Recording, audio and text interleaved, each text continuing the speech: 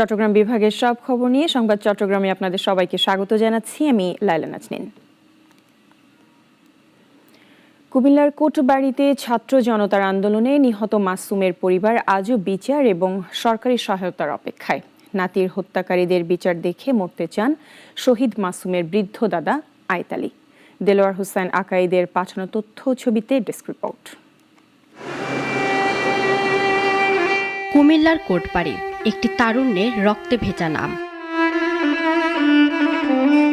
গত বছরের 4 আগস্ট বৈষম্য বিরোধী ছাত্র জনতার আন্দোলনে গুলিবিদ্ধ হয়ে প্রাণ হারান 20 বছর বয়সী মাসুম মিয়া। পরিবারের হাল ধরার আগেই হারিয়ে যান নিষ্ঠুর রাজনীতির পলিতে। অভাবের তাড়নায় লেখাপড়া থেমে গিয়েছিল মাসুমের। রেস্টুরেন্টে খণ্ডকালীন কাজ করে চালাতেন পুরো সংসার। মা বাবা, ভাই বোন আর দাদার ভরসার নাম ছিল সে। প্রতিদিন নাতির কবরে এসে অপেক্ষায় থাকেন দাদা আয়েত আলী। আমি ছোটকাল থেকে নাতি আমি খুব আদর করতে বলছি, হাসে না আমার নাতিরে কার্যালয় হয়ে গেছে এই বাংলাদেশের থেকে। আমি এর বিচার চাই। 4 আগস্ট সকালে বাসা থেকে বেরিয়ে আর ফেরেনি মাসুম। আন্দোলনে অংশ নিতে গিয়ে গুলিবিদ্ধ হন। পুলিশ পরিচয় না পেয়ে বেয়ারিশ হিসেবে দাফন করে তাকে। 3 দিন পর খোঁজ মেলে লাশের। ধাওয়া করছে বিশ্ব ছাত্রের সাথে, তারা বিশ্ব ছাত্ররা এক পর্যায়ে কেউ মসজিদে, কেউ বিভিন্ন বাড়িতে দেয়া আশ্রয় নিছে। এই ছেলেরা হয়তো একটু সহজ সরলতার কারণে দৌড় দিছে, দৌড়ের এক পর্যায়ে তার পায়ের মধ্যে গুলি করছে, 2টা গুলি করছে পায়ের মধ্যে। ছেলেটা খুব ভদ্র ছিল, ভদ্রনম্র ছিল। মা হোসনে আরা বেগম আর বাবা শাহিন মিয়া আজও বুঝে উঠতে পারেননি পেটের সন্তান কি অপরাধ করেছিল। পিছনে 3টা কূপ, কান্দা করে কাটতে লাগছে, 3টা কূপ ডানাত্রা ভাঙ্গে লাগছে, করে সুইরে লাগছে আঙ্গুলি। সে মনে হয় বাপ ডাঙ্গা 2টা গুলি দিছে, 2টা গুলি দিছে ভিতরে।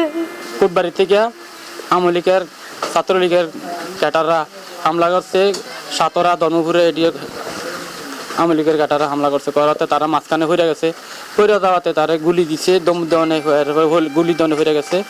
হয়ে দেওয়ানের ফলে দিয়ে এই মাথার মধ্যে এলা ফাতারি কোবাইছে, এলা ফাতারি মাথাটি মেঝে কোপ, 3টা কোপ। সদর দক্ষিণ উপজেলার ইউএনও জানান মাসুমের পরিবারটি খুবই অসহায়। প্রশাসন তাদের পাশে আছে। তাদের যে পারিবারিকভাবে যে ক্ষতি হয়েছে এটা তো আসলে কখনোই আমাদের পক্ষে পূরণ করা সম্ভব না। তো শুধু আমরা তাদের পাশে আছি, তাদের সাথে আছি, এটুকু বোঝানোর জন্য আমাদের যাওয়া। এই ঘটনায় সাবেক এমপি আকম বাহারউদ্দিন বাহার, তার মেয়ে তাহসিন বাহার সূচনা সহ 62 জনের নাম উল্লেখ করে এবং আরও অন্তত 400 অজ্ঞাত ব্যক্তির বিরুদ্ধে মামলা হয়েছে। ইফফাত আরা মিথিলা, নাগরিক। কঠোর নিরাপত্তায় চট্টগ্রামে সম্পন্ন হলো জাতীয় নাগরিক পার্টি এনসিপির উদ্যোগে আয়োজিত পদযাত্রা ও সমাবেশ। চট্টগ্রাম মহানগর উত্তর ও দক্ষিণ জেলা শাখার যৌথ আয়োজনে এই কর্মসূচি অনুষ্ঠিত হয় ঐতিহাসিক বিপ্লব উদ্যানে। রবিবার দুপুর থেকেই নেতাকর্মীদের ঢল নামে সমাবেশ স্থলে।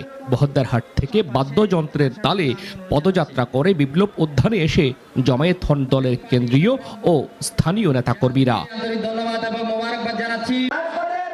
স্লোগানে মুখর হয়ে ওঠে গোটা এলাকা।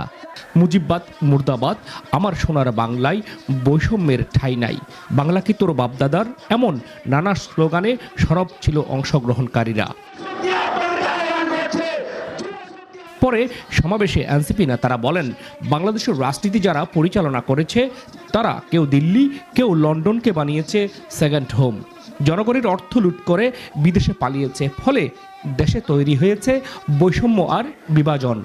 তারা জানতো যে তারা দিন শেষে বাংলাদেশে থাকতে পারবে না, তারা হয়তো ভারতে পালিয়ে যাবে, অথবা আমেরিকা পালাবে, অথবা লন্ডনে পালাবে।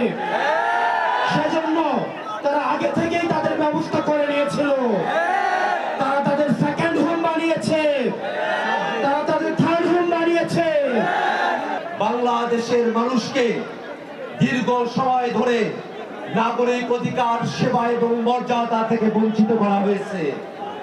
বাংলাদেশের মানুষ থানায় গিয়ে হয়রানির শিকার হয়, পাসপোর্ট অফিসে হয়রানির শিকার হয়, সচিবালয়ে হয়রানির শিকার হয়, শিক্ষা সেবার জন্য বোর্ডে গেলে হয়রানির শিকার হয়, বাংলাদেশের মানুষ আইডি কার্ড পরিবর্তন করতে গেলেও হয়রানির শিকার হয়।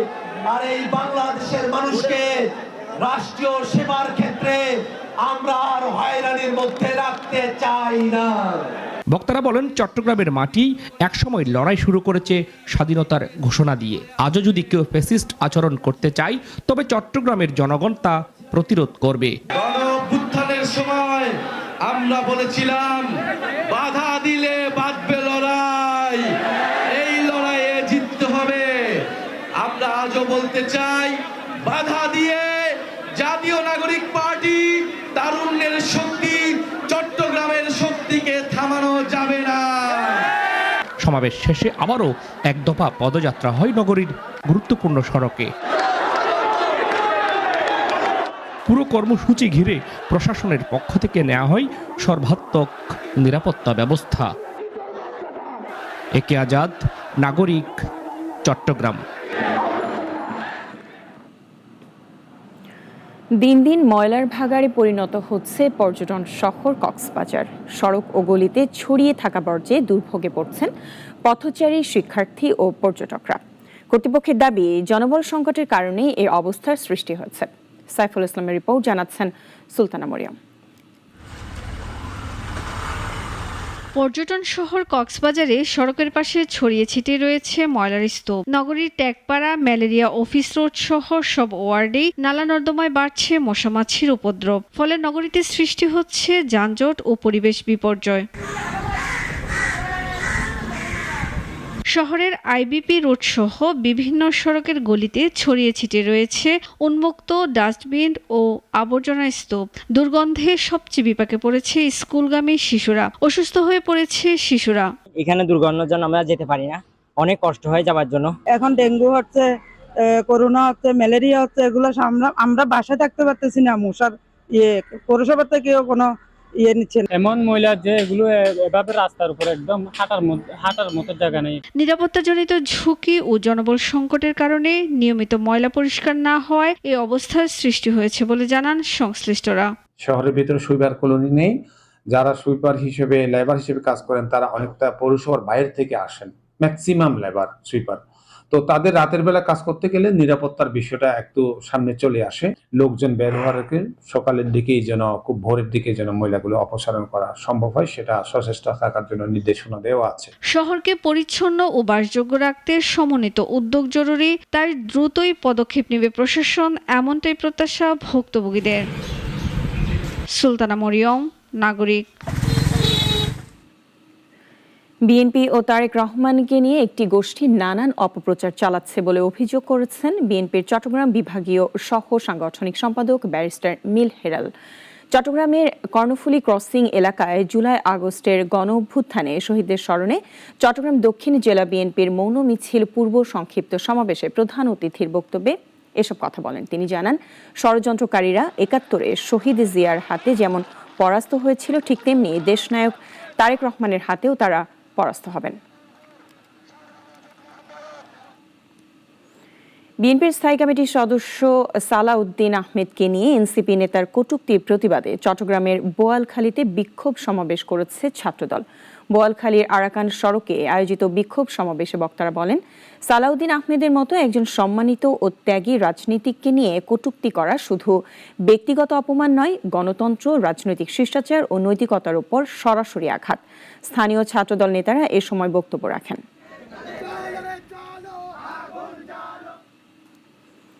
জুলাই গণঅভ্যুত্থান বর্ষপূর্তি উদযাপন উপলক্ষে মাধ্যমিক ও উচ্চ শিক্ষা বিভাগের নির্দেশনায় ফেনী জেলার জিএ একাডেমিতে আয়োজন করা হয়েছিল ২৪-এর রঙে গ্রাফিতি ও চিত্রাঙ্কন প্রতিযোগিতা।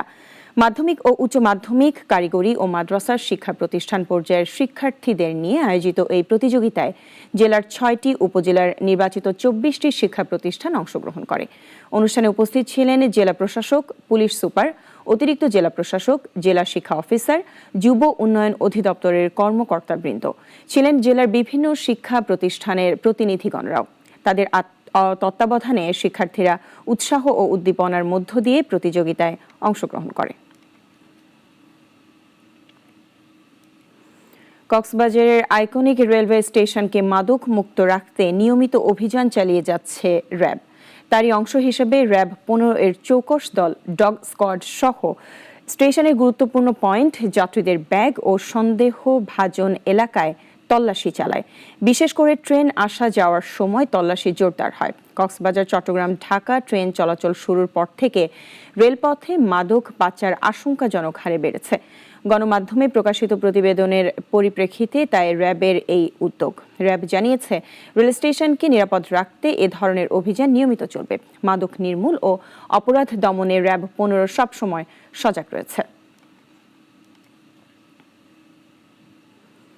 কক্সবাজার শহরে বিএনপি অঙ্গ ও সহযোগী সংগঠনের গণমিছিল করার সময় অসুস্থ হয়ে মারা গেছেন সদর উপজেলা বিএনপির সদস্য সচিব সৈয়দ নূর। রোববার বিকেলে মিছিল চলাকালে তিনি অসুস্থ হয়ে পড়ে যান। দ্রুত হাসপাতালে নেওয়া হলেও পথেই তার মৃত্যু হয়। বিষয়টি সদর উপজেলা বিএনপির আহ্বায়ক অবসরপ্রাপ্ত মেজর আব্দুল মাবুদ নিশ্চিত করেছেন। সৈয়দ নূর ঝিলংজা ইউনিয়নের বাংলাবাজার এলাকার বাসিন্দা। গণমিছিলে নেতৃত্ব দেন সাবেক এমপি লুৎফর রহমান কাজল। সৈয়দ নূরের মৃত্যুতে তিনি শোক প্রকাশ করেছেন। হাসিনা যেমন রাতের অন্ধকারে ভোট দিয়েছিল একটা পদ্ধতির মাধ্যমে গণতন্ত্রের নাম দিয়ে, আজকে পিয়ার পদ্ধতি বলে যাতে জাতীয় ঐক্যবোধ না হয়, যাতে এইভাবেই থাকে দেশটা, সেই কারণে পিয়ার পদ্ধতির নাম দিয়ে তারা জনগণের ভোটকে ব্যাহত করতে। চট্টগ্রাম শাহ আমানত আন্তর্জাতিক বিমানবন্দরে 13 লাখ টাকার সিগারেট ও নিষিদ্ধ ক্রিম জব্দ করা হয়েছে। রাতে ইউএস বাংলা এয়ারলাইন্সের দুবাই থেকে আসা একটি ফ্লাইটে 2 যাত্রীর কাছে এসব পণ্য পাওয়া যায়। শাহ আমানত আন্তর্জাতিক বিমানবন্দরের কর্তারা জানান, গোপন তথ্যের ভিত্তিতে আন্তর্জাতিক আগমনী হলে ইমিগ্রেশন শেষে ব্যাগেজ নিয়ে বিমানবন্দর কাস্টমসের গ্রিন চ্যানেল পার হওয়ার সময় তল্লাশি করে এনএসআই চট্টগ্রাম বিমানবন্দর টিম এ সময় 5,77,500 টাকার 165 কার্টন সিগারেট ও 7,26,600 টাকার 2,076 কৌটা আমদানি নিষিদ্ধ ক্রিম পাওয়া যায়। আটক যাত্রী মোহাম্মদ আরিফুল ইসলাম ফেনী সদর ও মোশাররফ হোসেন রাউজানের বাসিন্দা।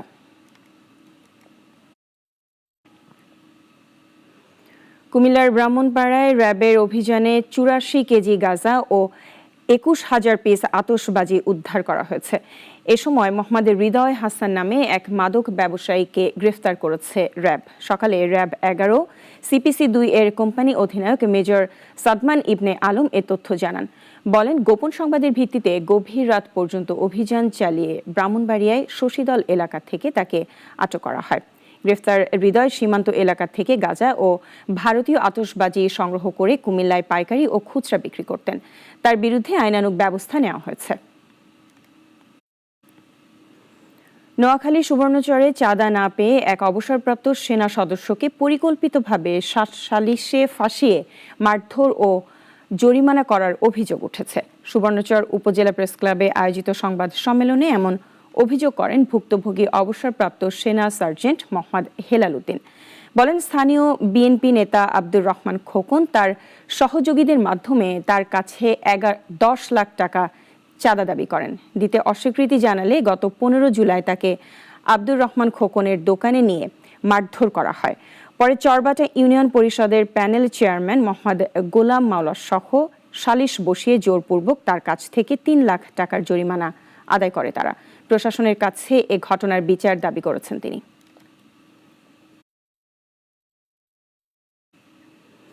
এখন এ পর্যন্তই। চট্টগ্রাম বিভাগের সব সংবাদ নিয়ে প্রতিদিন দুপুর 1টায় থাকছে সংবাদ চট্টগ্রাম। এরপর বিকেল 4টায় বিশ্বের ঘটে যাওয়া সব ঘটনা নিয়ে নাগরিক সারা বিশ্ব দেখার আমন্ত্রণ রইল। সবাইকে ধন্যবাদ।